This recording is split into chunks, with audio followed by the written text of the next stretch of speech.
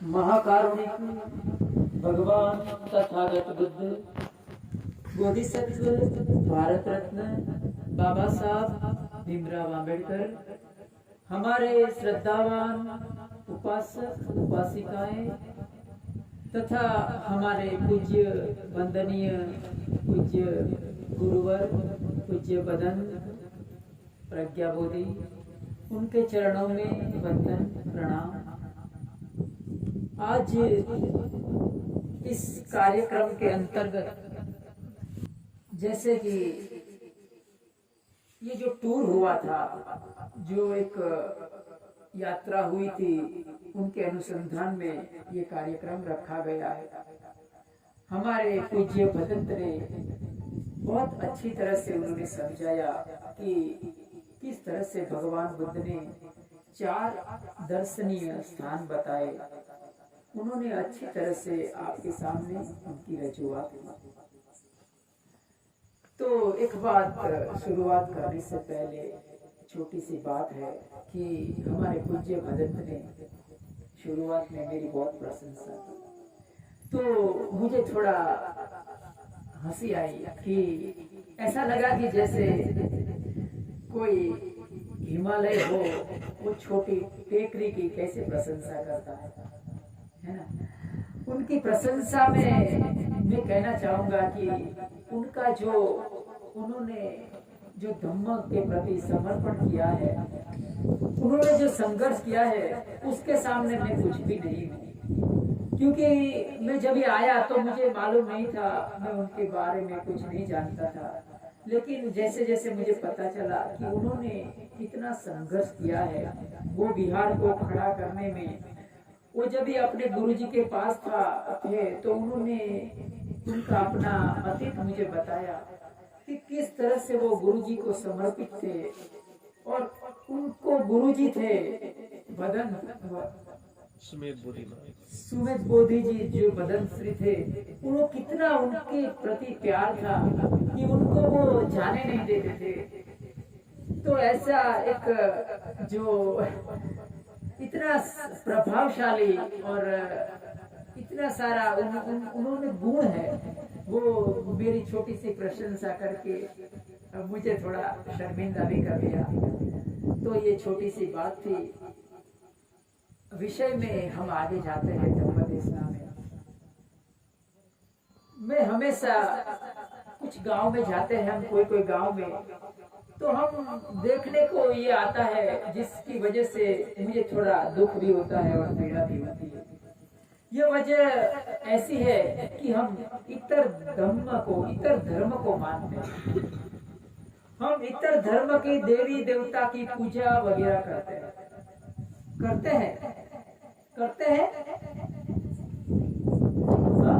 नहीं करते ना, बहुत अच्छी बात है। तो ये हम है ना, बाबा साहब को समर्पित है। अगर आपने किसी भी देवी देवताओं की, माता महादेव की पूजा प्रार्थना वगैरह की, उनको मानते हैं, तो समझ लीजिए आप बाबा साहब के या अनुयायी नहीं है, बुद्धिज्म के आप अनुयायी नहीं है। बाबा साहब के साथ आपने विश्वासघात किया है। धम्म के प्रति, बुद्ध के प्रति आप विश्वासघाती। ये एक बात है। हमें क्यों बुद्ध को मानना है? अगर आप बुद्ध को मानते हैं ना, तो आप बहुत पुण्यशाली है। आपने एक सही दिशा में आप जा रहे हैं। ये बात मैं अपने अनुभव से कहता हूँ। आप तनिक समझने की कोशिश करना। मैंने हर घाट का पानी पिया है। हर घाट का पानी पी के मैं बुद्धिज्म को मैंने अपनाया है। मैं बुद्धिज्म को ना अपनाऊं, इसके लिए बहुत सारे लोग प्रयत्नशील थे। बहुत मुश्किल हुई थी मुझे तपस्या ग्रहण करने में। वो तो हमारे पूज्य भदंत का मैं बहुत ही शुक्रगुजार हूँ, दिल से, तहे दिल से मैं उनका आभार मानता हूँ कि उन्होंने मुझे प्रवज्ञा दी। याद रखिए, आप बहुत ही भाग्यशाली है कि आपने बुद्धिज्म को अपनाया है। बुद्ध आपका अपना धम्म है, इसीलिए आप बहुत ही भाग्यशाली है, पुण्य पारमी वाले हैं। कैसे पुण्य पारमी वाले हैं, वो मैं आपको समझाता हूँ। देखिए, मैं आपको बहुत बहुत ही एक जैसे छोटे बच्चे को कैसे समझाते हैं वैसे मैं आपको समझाने की कोशिश करूंगा कि आपके सामने एक बहुत बड़ा पहलवान आ गया। पहलवान है, बहुत बहुत मजबूत, बहुत ताकतवर है, और उसके सामने मेरे जैसा कोई दुबला पतला आदमी आ गया और उसको वो कहता है कि तुम ये हथियार पकड़ो, ये तलवार लो। बहुत बड़ा पहलवान है, उसके सामने उसके पास एक हाथी जितने ताकत है, और उसको कहते हैं कि तुम ये तलवार लो, ये भाला पकड़ो, त्रिशूल पकड़ो। तो वो पहलवान क्या करेगा, क्या करेगा, उसकी प्रतिक्रिया कैसी होगी? क्या वो तलवार को पकड़ेगा? हा? वो त्रिशूल पकड़ेगा? क्यों नहीं पकड़ेगा? उसकी भुजाओं में इतनी ताकत है कि उसको हथियार की जरूरत नहीं है ना? उसको त्रिशूल की तलवार की जरूरत नहीं है। जो ताकतवर है, जो शक्तिशाली है, उसको हथियार की जरूरत रहता है? बताइए। जो ताकतवर है, जो शक्तिशाली है, उसको हथियार की जरूरत पड़ती है? नहीं पड़ती ना। तो फिर ये क्या देवी देवताओं के हाथ में हथियार पकड़ा दिया है? तो उसका मतलब है कि वो शक्तिशाली नहीं है। अगर बुद्ध ने हाथ में गदा धारण की होती तो उसका अर्थ यह होता कि बुद्ध में शक्तिशाली नहीं है, बुद्ध में ताकत नहीं है। अगर बुद्ध के पास त्रिशूल होता तो उसका अर्थ क्या होता था? कि बुद्ध भगवान नहीं है। अगर भगवान है तो उसको हथियार की क्या जरूरत है? भगवान को कभी हथियार की जरूरत पड़ती है क्या? हाँ। फिर ये कितना हमें मूर्ख बनाने की बात है। इसीलिए भगवान जो बुद्ध थे वो कितने शक्तिशाली थे आप जानते हैं? उनको 10 बल कहा जाता था। 10 बल अर्थात उसमें इतना बल था कि शरीर का बल की बात नहीं थी, वो सूर्य चंद्र के ऊपर भी वो नियंत्रण कर सकते थे अपनी मानसिक शक्ति से, अपनी मन की शक्ति से। नालागिरि गजवरम अतिमद्भूतम दावगिचकमसरीव सदारुणंतम मेतंबुसेक विधिना जित्वा मुनिंदो तम तेज सबवतु ते जय मंगलानि। समझिए, एक हाथी था ना, वो हाथी मगध देश में बिंबिसार के राज्य में वो हाथी अजात शत्रु के जो उनका जो रहता है स्थान, बहुत ही भयंकर हाथी था वो नालागिरी नाम का। उसको शराब पिलाया था। वो हाथी को शराब पिला, इतना शक्तिशाली था वो हाथी कि उसको बांध के रखना पड़ता था 24 घंटे। ऐसे हाथी को भगवान बुद्ध के ऊपर छोड़ा गया था ताकि वो भगवान बुद्ध को मार दे। आप तनिक सोचिए कि एक सीधा साधा इंसान के ऊपर ऐसा भयंकर हाथी को छोड़ने का क्या अर्थ है? जानने वाले जानते थे कि भगवान बुद्ध के अंदर कितनी शक्ति है, कितनी ताकत है, वो जानते थे, इसीलिए ऐसे भयंकर हाथी को छोड़ा गया। तो कहते हैं कि भगवान बुद्ध ऐसे रास्ते पर जाते हैं और सामने से वो भयानक हाथी ऐसे आता है, चिंगाड़ता हुआ वो हाथी आ रहा है, और लोग रास्ते पर से इधर भागते हैं उधर भागते हैं, फुटपाथ पर चढ़ जाते हैं, अगासी पर चढ़ गए हैं, क्योंकि वो डर के मारे।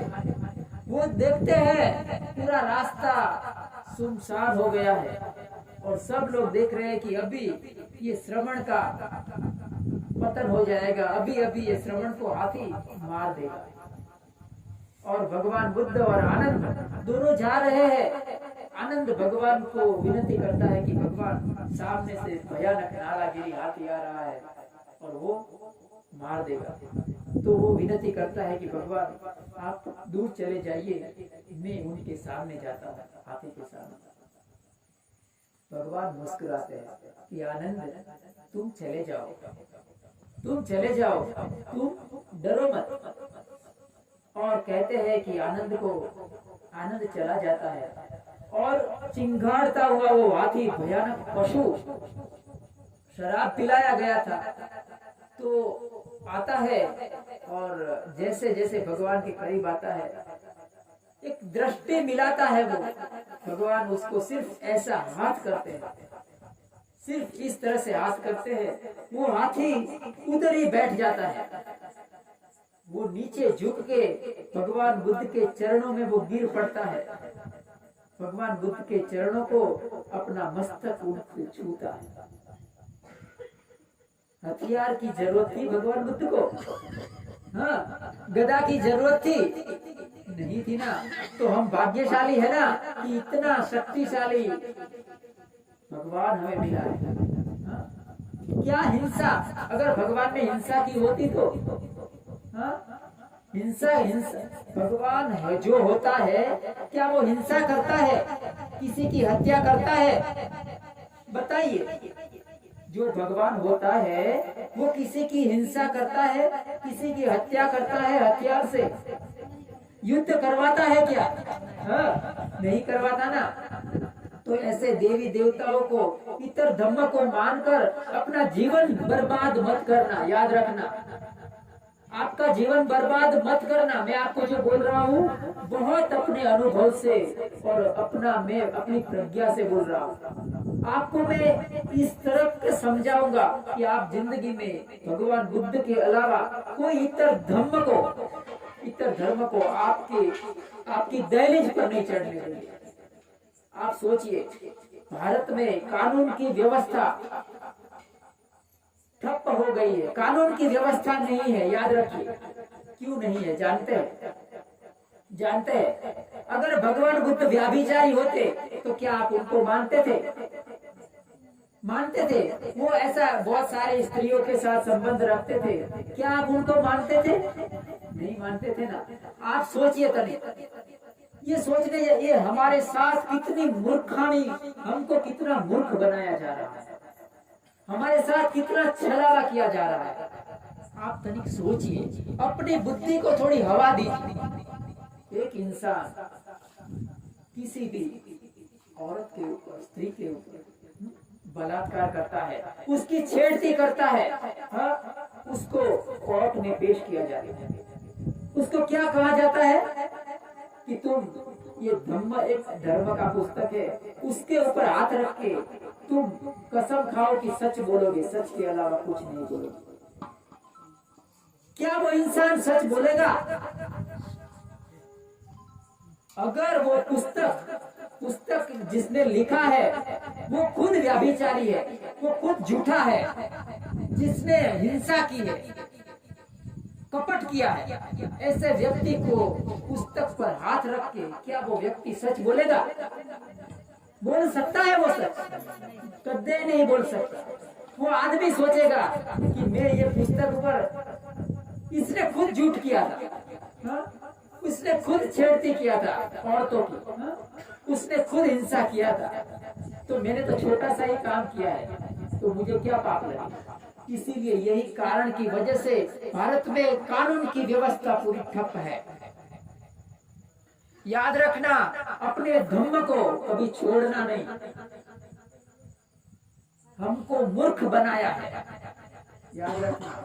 हम कैसे भी है, लेकिन बुद्धिज्म है वो सर्वश्रेष्ठ है।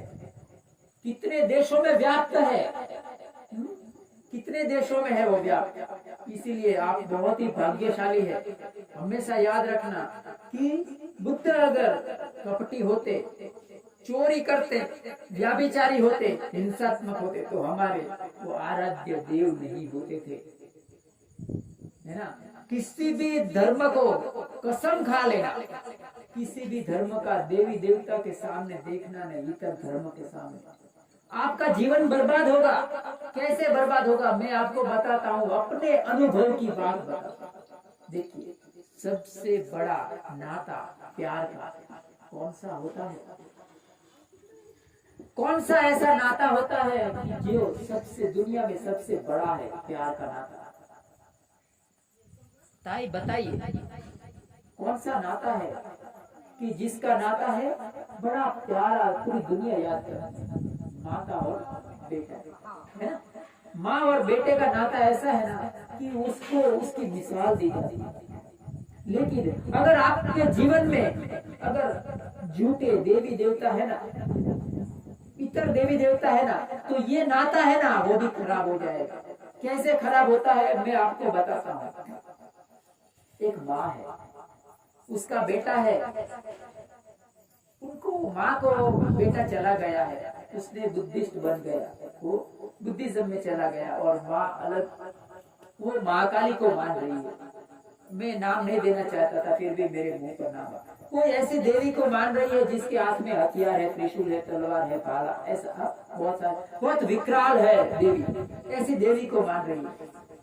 और उसके बेटे से वो नाराज है, माँ है उसके बेटे से वो नाराज है, तो क्या उसके माँ के मन में अच्छी भावना आएगी क्या? वो क्या कहेगी मालूम है? वो माँ क्या कहेंगी कि मेरे माता जी, मेरी देवी, तू मेरे बेटे के ठीक राह पर ला देना, उसको ठीक ठाक राह देना, उसका बुरा सोचेगी। ये हकीकत है, आपको बताऊं ये हकीकत है। एक माँ भी बुरा सोचेगी अगर उसका देवी जो है वो ऐसे विकराल, भयानक है, हिंसात्मक है, तो वो अपना बेटे के बारे में भी वो बुरा सोचेगी। इसीलिए मैं कहता हूं आपको कि कभी एक प्रण ले लेना कि कभी कोई देवी देवता को मानना नहीं। ये भगवान बुद्ध के शासन में एक बार ऐसा होता है कि एक भयानक यक्ष, जिसको यक्ष कहते हैं, भगवान बुद्ध के, याद रखिए भगवान बुद्ध के शासन में से बहुत सारा चुरा दिया है और चुरा कर दूसरी जगह गया है। भगवान बुद्ध के अलावा दूसरे कहीं यक्ष ऐसा नाम तक नहीं था। यक्ष माने एक भयानक अमनुष्य कहते हैं इसको, जिसको देव कहते, कुछ भी कहो आप, एक देव होता है, यक्ष भयानक होता है।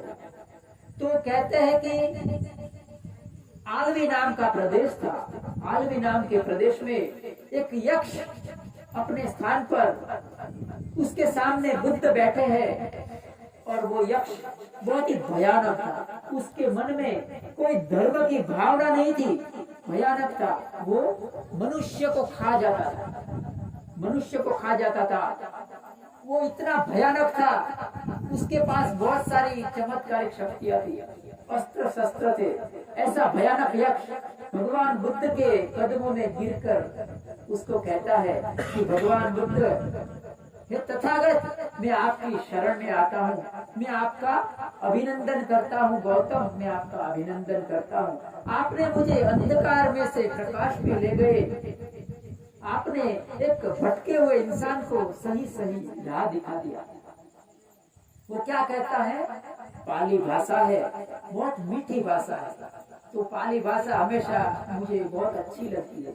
वो कहता है अभिकंतम भो गौतमम, अभिकंतम भो गौतमम, निकुज्जितम वा उपज्येय, पटिच्छन्नम वा विवरेय, मूल हस्सम वा मग्गम अचिख्येय, अंधकारे वा तेल बज्जोतम धारे। अर्थात अंधकार में उसको प्रकाश में लेके आ गए आप मुझे, आपका मैं अभिवादन करता हूँ गौतम, आपका अभिवादन करता हूँ। वो क्या कहता है?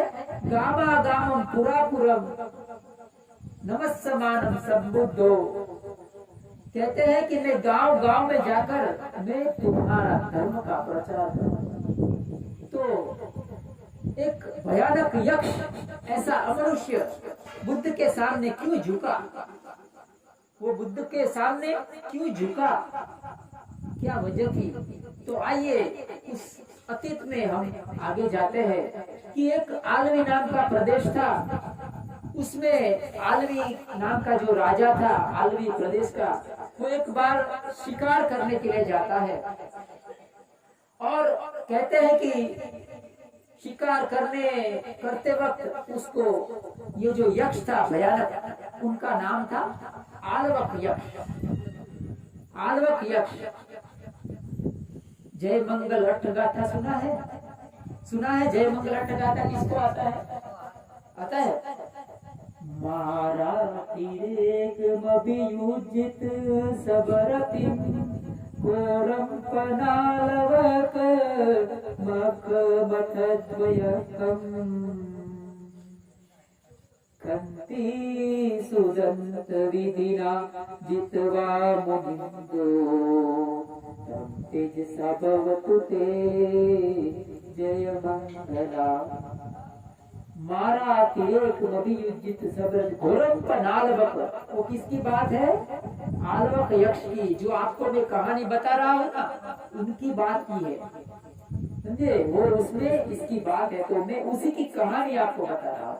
तो आलवक यक्ष, वो राजा शिकार के लिए जा रहा था ना, उसको पकड़ लेता है, राजा को पकड़ लेकर उसको बंदी बना देता है। उसको राजा को कहता है कि उनको मैं खा जाऊंगा। राजा वो मानव भक्षी था, वो मनुष्य को हत्या करके उसको खा जाए। बहुत ही ताकतवर भयानक हाथ था उसके उसके कहते हैं कि हजारों हाथी का बल था उसका। वो यक्ष इतना भयानक था कि वो राजा डर गया, डर के मारे कांपने लगा कि अभी क्या क्या है। तो वो विनती करता है कि मुझे छोड़ दो, तुम मुझे छोड़ दो। तो आलवक यक्ष उनको कहता है कि तुम्हें मैं एक शर्त पर छोड़ सकता हूँ। क्या थी वो शर्त? वो कहता है कि रोज तुम्हें इधर बहुत बड़ा गाड़ी भर के खाना और एक आदमी को भेजना पड़ेगा। एक आदमी को खाना बहुत मात्रा में लेकर एक आदमी को भेजना पड़ेगा। वो आदमी को भी खा जाऊंगा और वो खाना भी खा जाऊंगा। तू रोज ऐसा करेगा तो मैं तुम्हें बख्श सकता हूँ, तो मैं तुझे माफ कर सकता हूँ। अभी राजा को जान बचानी थी, तो राजा ने कह दिया हाँ, और राजा को उसने छोड़ दिया।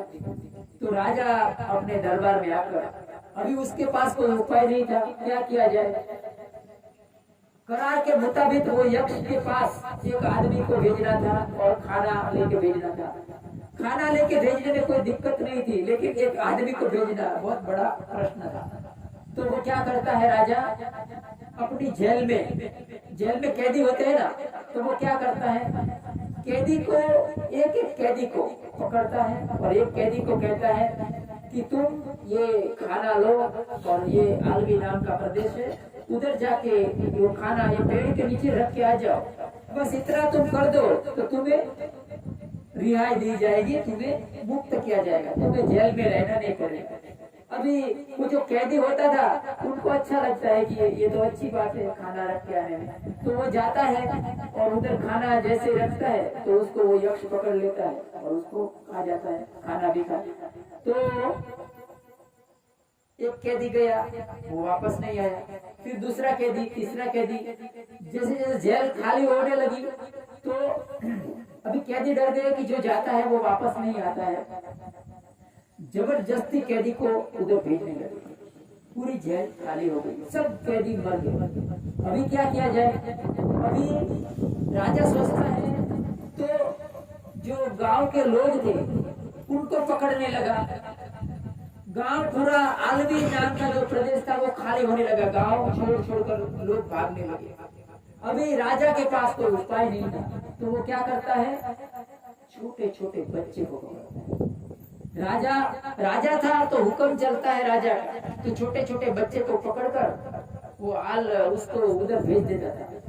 अभी छोटे छोटे बच्चे सब खाली हो गया, गांव सब लोग भाग गए। तो वो क्या करता है कि वो सोने के पिंड बनाता है और ऐसे रास्ते में रखता है। आलवी जो प्रदेश था ना, ऐसे एक के बाद एक मानी 10 कदम पर एक पिंड रखा, दूसरे 10 कदम पर एक ईटा रखा, ऐसा सोने का रखा। तो लोग लालच के मारे वो लेने के लिए जाते और उधर वो आलवी यक्ष पकड़ लेता। कैसे भी करके ऐसा थोड़े समय चला, ये भी बंद हो गया। अभी उनके पास कोई इलाज नहीं रहा तो खुद के पुत्र की बारी आई। देखिए, इंसान को हिंसा और इतर धर्म कितनी बेहुदा हरकत करा, तो वो अपने पुत्र को भी वो भेजने के लिए तैयार हो गया। अपने खुद के पुत्र को वो आलवक यक्ष के पास, रानी रोती है, उनकी माँ रोती है किसी की सोचता नहीं है, वो उनके पुत्र को उसके आदमी लेकर वो भेज देता है वो आलवक यक्ष के पास। उनका बच्चा लेकर वो आदमी जाते हैं।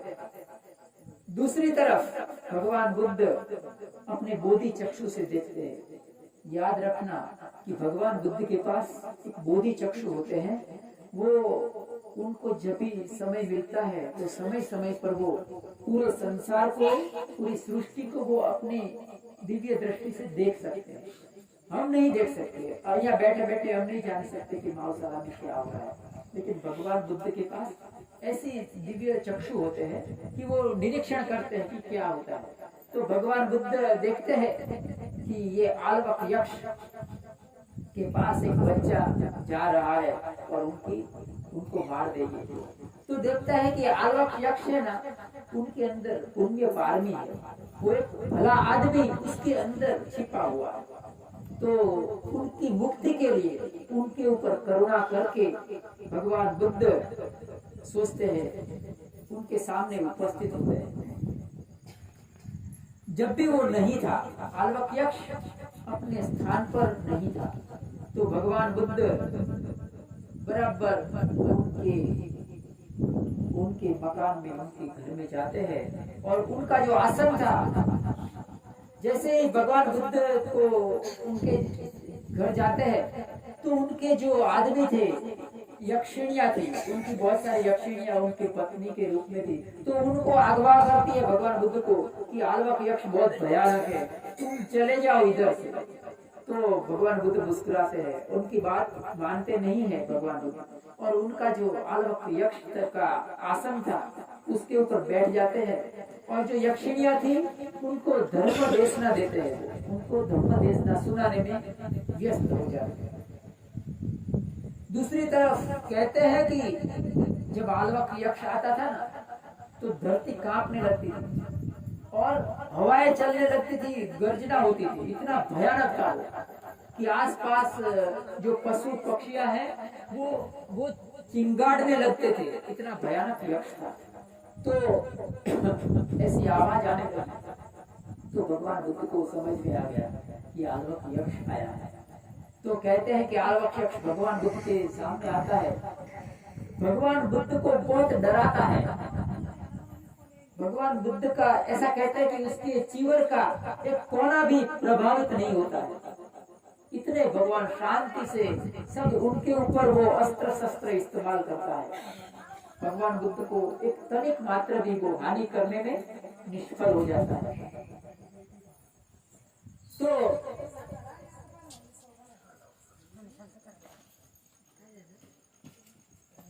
आलवक यक्ष को भगवान देखते हैं। अभी आलवक यक्ष देखता है कि ये जो श्रवण है, भगवान है, उनको हराना मुश्किल है, तो उनको ताना मारता है। क्या ताना मारता है कि ये श्रवण, तो क्या ये उचित है कि किसी की अनुपस्थिति में, किसी की गैर हाजिरी में उसके घर में घुसकर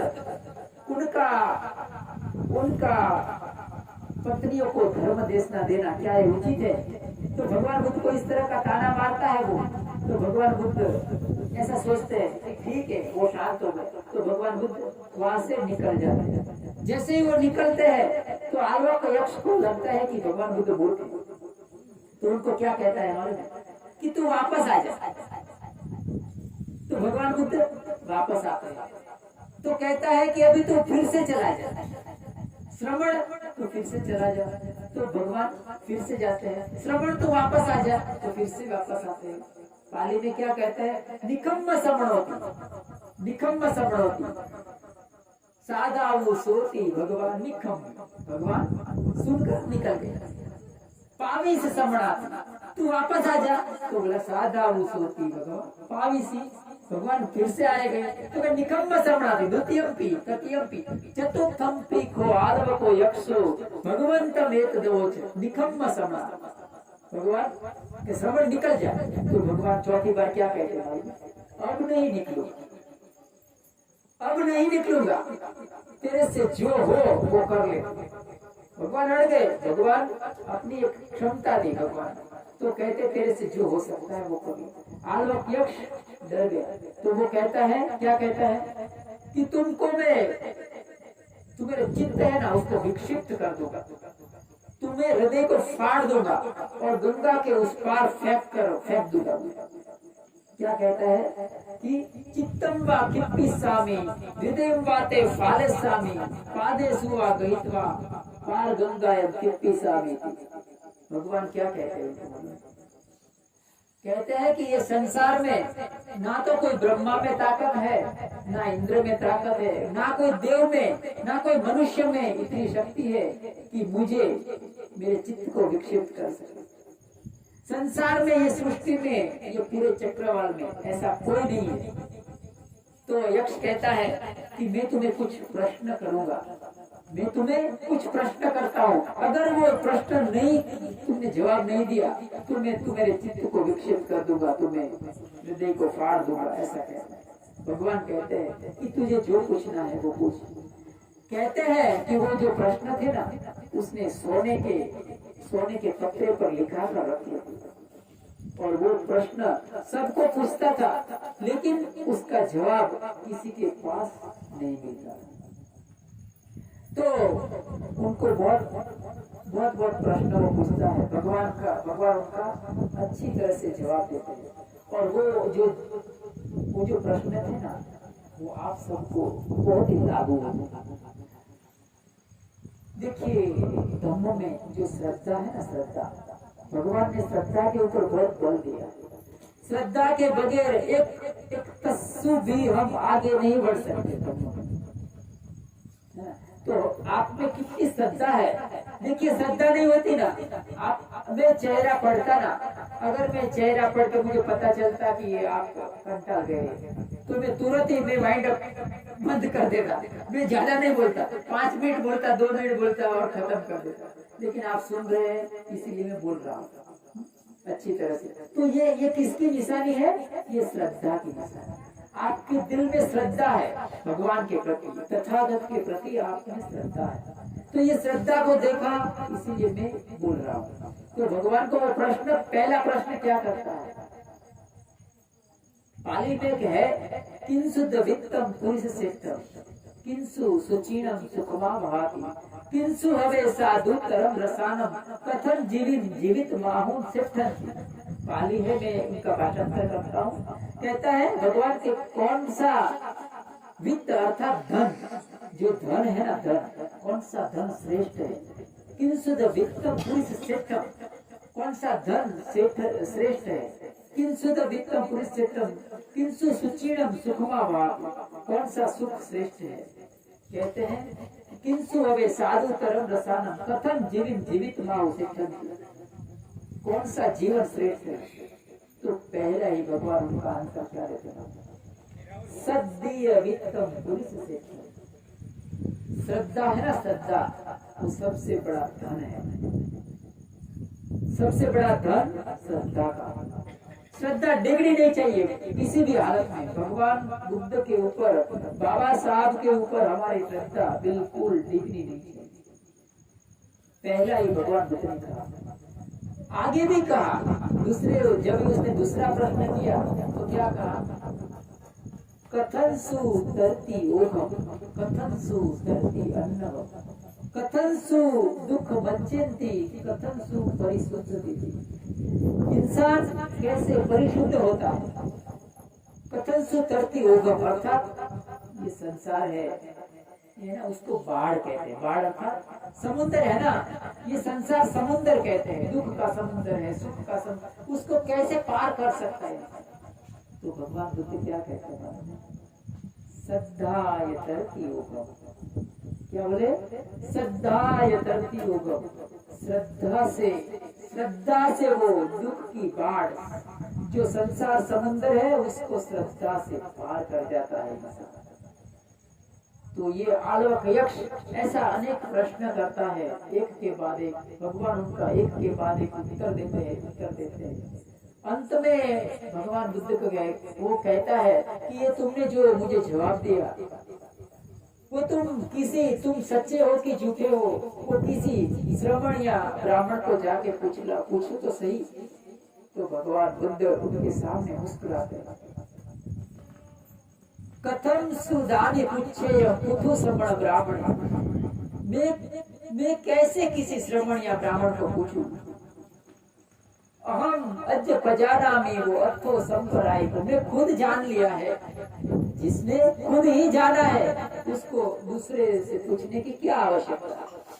तो आलवक यक्ष मान जाता है, वो कहता है अथाय वक्त में बुद्धो वासा याळवी मागमा यो हम अद्य पजानामि अथ संपराय को, मैं धन्य हो गया कि मेरे उधर आप जैसे महान व्यक्ति आए, बुद्ध आए, मैं कृतज्ञ हो गया।